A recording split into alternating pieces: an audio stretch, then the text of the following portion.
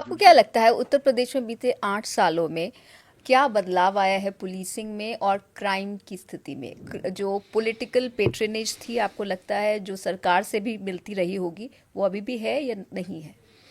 क्रांतिकारी परिवर्तन एक होता है कि 19-20 का, एक होता है अच्छा परिवर्तन, एक होता है क्रांतिकारी परिवर्तन।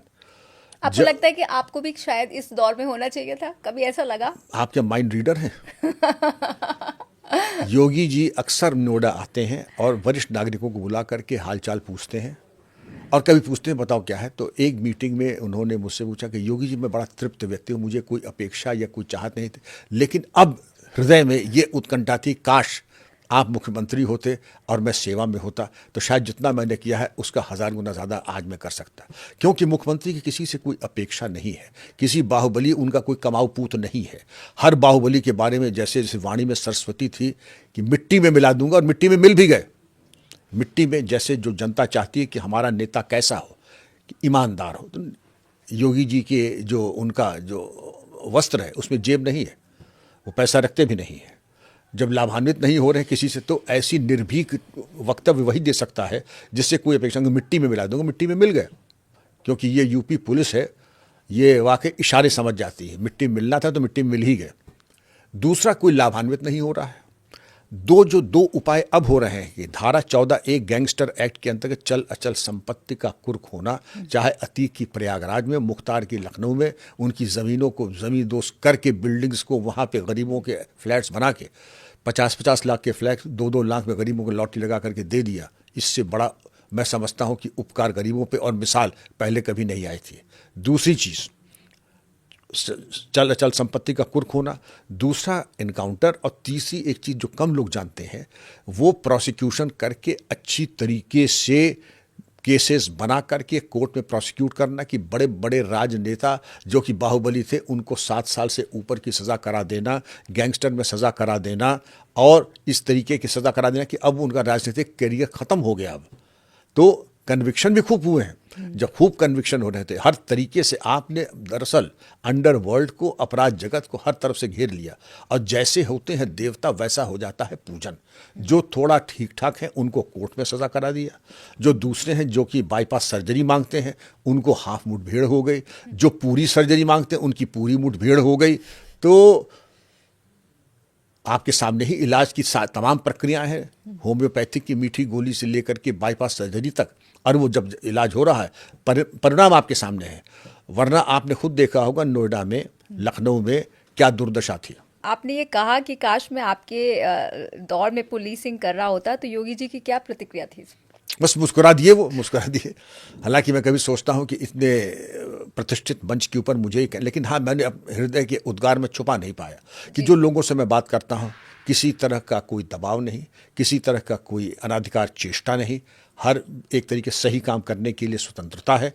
तो मुझे बहुत प्रसन्नता हुई। सर, जब दबाव की बात करते हैं, और उत्तर प्रदेश में पहले दंगे भी बहुत हुए थे, और जब इस तरह के कम्युनल स्थिति होती है, सांप्रदायिक तनाव होता है, तो किसी एक धर्म विशेष के प्रति भी सॉफ्ट रहने का कभी दबाव रहा है? जिसको रहा हो रहा, मुझसे किसी ने हिम्मत नहीं की। पर मेरे होता है क्या, ऐसा होता है? मैंने सुना है कि एक धर्म विशेष के विरुद्ध अपराध, जैसे आपका सबसे बड़ी चीज़ जो आप दंगा उत्तर प्रदेश में हाल में हुआ, मुजफ्फरनगर का दंगा हुआ, कि जब पीड़ित पक्ष वहाँ पहुँचा कि हमारी बच्ची को छेड़खानी कर रहे हैं, ये कर रहे हैं, उनका चुपचाप चले जाओ, हम बुला कर देख लेंगे, FIR वगैरह नहीं होगी। आपके सवाल का जवाब कि जब एक पक्ष को ये आभास हो जाता कि हमारी FIR नहीं होगी, लिखी नहीं जाएगी, ये आदेश हैं, और उसके बाद वही जिन नेता का नाम आपने लिया था वही कमाल संभाल रहे हैं, रिमोट भी उनके हाथ में है, तो क्या होगा? रिमोट किसी के भी हाथ में हो, यहाँ पर वही होगा जो CRPC तत्कालीन था, वो होगा, IPG नियम के हिसाब से काम होगा। आपको हटाना है, हटा भी दीजिए। तो ठीक है, आप 72 घंटे रुके थे वहाँ, 72 घंटे में आपने हर चीज़ दुरुस्त कर दी, और ऐसी कुटाई की दंगाइयों की वो आज तक याद करते हैं। लेकिन हाँ, 72 घंटे में आपके लिए भी एक ऐसी जगह सृजित की गई कि आपको ढूंढना पड़ेगा ये क्या जगह है दोस्तों, कहाँ है दफ्तर ये जहाँ मुझे जाके चार्ज लेना है बैठने के लिए। इनका अभी तो देखना पड़ेगा आपके लिए मेज़ कुर्सी कहाँ पर है।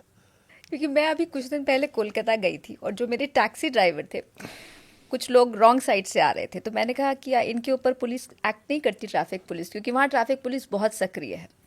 तो उन्होंने कहा ये एक धर्म विशेष से हैं, इसलिए इनको छूट है, इसलिए पुलिस इन पर हाथ नहीं डालती।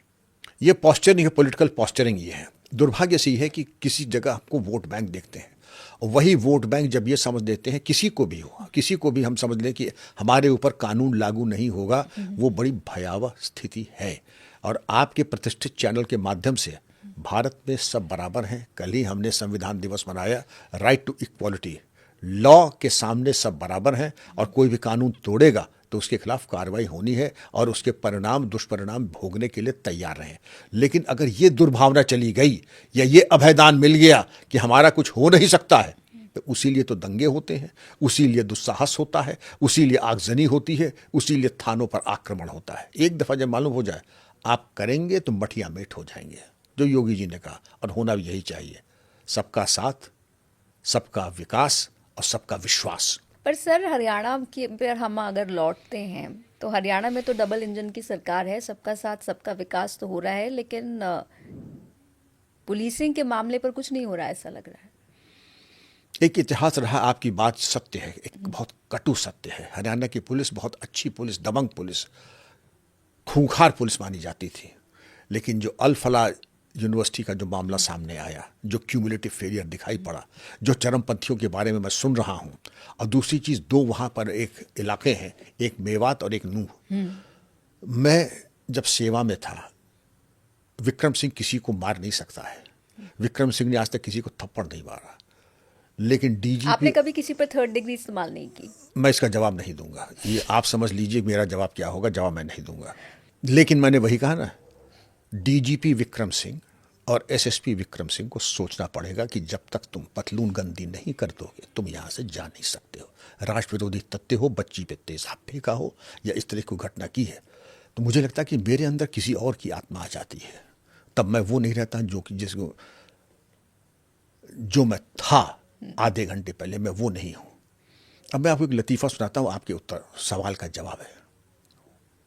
अभी हाल में 2013 अगस्त में एक चरमपंथी पेशी में जा रहा था, लू खा के मर गया, इंडियन मुजाहिदीन का। अब जब मर गया तो मैं तो रिटायर हो चुका था, मैं ऋषिकेश में एक व्याख्यान देने गया था, और जब वो मर गया तो लोगों ने एफआईआर लिखाई, ये चरमपंथी है, इसको दरअसल यूपी एसटीएफ एटीएस तत्कालीन डीजीपी विक्रम सिंह ने इतना मारा था कि उस मार के चलते अब ये इसकी मौत हो गई। तो आपके सवाल का जवाब मुझे लगता है कि आपको मिल गया होगा।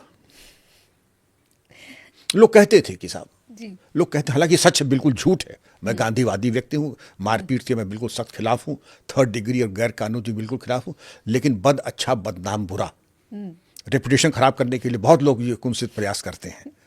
लोग कहते हैं कि यहाँ इनकी जब यहाँ पर सेवा होती है तो इनकी हड्डी टूटने की चरमराहट बहुत दूर तक सुनाई पड़ती है। तो आपके इस बेबाक बिंदास एटीट्यूड के लिए आपके ट्रेनर्स, आप अपने बैकग्राउंड के बारे में बताइए कि कैसे आप ऐसे हुए, what made you who you are today? देखिए, हमारी ट्रेनिंग बहुत अच्छी, मेरे ट्रेनर्स बहुत अच्छे थे। पुलिस एकेडमी में भी कहा था कि you should never touch a human being ever, it is illegal, it is immoral and absolutely illegitimate thing to do. तो मैंने कभी कुछ नहीं, लेकिन जब जिलों में आया, जब प्रैक्टिकल हुआ, तो लोगों ने कहा you can not be a good police officer unless you are half butcher and half human. जब तक कि आप आधे कसाई ना हो तब तक आप पुलिस अफसर हो ही नहीं सकते हैं। अब वो बिल्कुल विरोधाभास। अब आपको स्वविवेक से काम लीजिए। आपके ट्रेनर्स आ रहे हैं कि आज आपकी ट्रेनिंग होगी, आपकी ट्रेनिंग कैसी होगी अब वो बताना नहीं चाहूँगा, वरना आप असहज हो जाइएगा।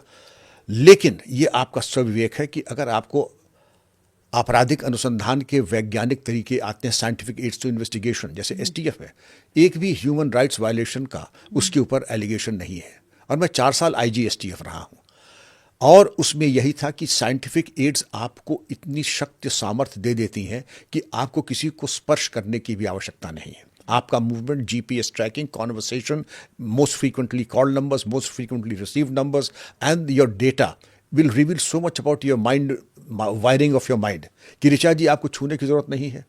तो इसलिए जो थाने चौकियों पर जो प्रक्रिया होती है कि कुएं में उल्टा लटका दो या उससे, जो कि फिल्मों में दिखाया जाता है, तो उसकी आवश्यकता नहीं पड़ेगी, उसकी पड़नी भी नहीं चाहिए। और मेरे हर यंग ऑफिसर को एडवाइस होगी, don't ever look at third degree, that is never an option. You will not able to forgive yourself, तुम अपने को क्षमा नहीं कर पाओगे। और अगर भगवान ने मेरे बराबर उम्र दी तो धिक्कारोगे अपने आप को, और रात की नींद तुम्हारी नहीं आएगी रात को। कोई ऐसा केस आप शेयर कर सकते हैं जिसपे आपको अफसोस रहा होगा कि मैंने ऐसा क्यों किया? बहुत है ऐसे। ये मैं कोई देवी देवता तो हूँ नहीं, त्रुटियां हो ही जाती हैं। सामान्य त्रुटियां होती हैं कि अनाधिकार आपने, और कुछ भयावह त्रुटियां होती हैं जिसके दूरगामी परिणाम होते हैं। कुछ ऐसा भयावह वाला? अब उसकी चर्चा मैं ना करूं क्योंकि मैं असहज हो जाता हूं याद करके। वो कुछ चीज़ें ऐसी होती हैं कि जैसे आप अपने अंतर्मन में जाएं, आपके अंतर्मन में एक कोना ऐसा ज़रूर होगा जहां आप कभी नहीं जाती हैं, लेकिन आज जाइएगा, जब घर जाइएगा तो उसको खोलिएगा, कोशिश कीजिएगा कि कब आपने पीड़ा पहुंचाई, क्योंकि वो घाव आपके जो हैं वो आज भी हरे हैं, वो मेरे भी हरे हैं। तो अगर उसकी चर्चा न करें तो ज़्यादा अच्छा है जी। वो मैं देख सकती हूँ आपके भावों को कि वो जी। शायद वो फिर से हरे होने लगे जी जी जी। इसको सोचकर। जी यहाँ पर अगर हम उत्तर प्रदेश की स्थिति पर लौटें, उत्तर प्रदेश में आपको क्या लगता है, जब आपका इतना शानदार कार्यकाल रहा, आप बहुत कुछ करना चाहते थे लेकिन कुछ आपने किया भी ऑफ कोर्स, जो जिसकी वजह से आप इतने सम्मानित भी